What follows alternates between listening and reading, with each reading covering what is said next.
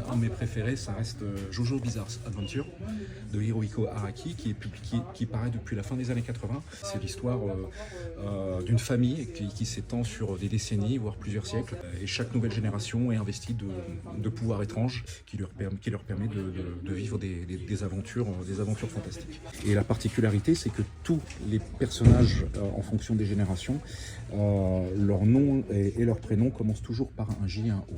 Donc Jonathan, Joey Star, Jolene, etc. Et le manga le plus populaire au monde est toujours One Piece. C'est un manga qui paraît depuis plus de 20 ans. Mais on parle vraiment de centaines de millions d'exemplaires vendus dans le monde, qui fait même l'objet maintenant d'une série événements sur Netflix. L'auteur est d'autant plus populaire qu'il est très secret. Il donne très peu d'interviews. On sait très peu de choses à son sujet. Hormis que c'est l'un des auteurs de bande dessinée les plus fortunés du monde. Et il doit fournir chaque semaine un chapitre. Et il prend très peu de vacances. Donc c'est un petit peu paradoxal. Mais ça, c'est aussi la réalité de la vie d'un mangaka, donc un auteur de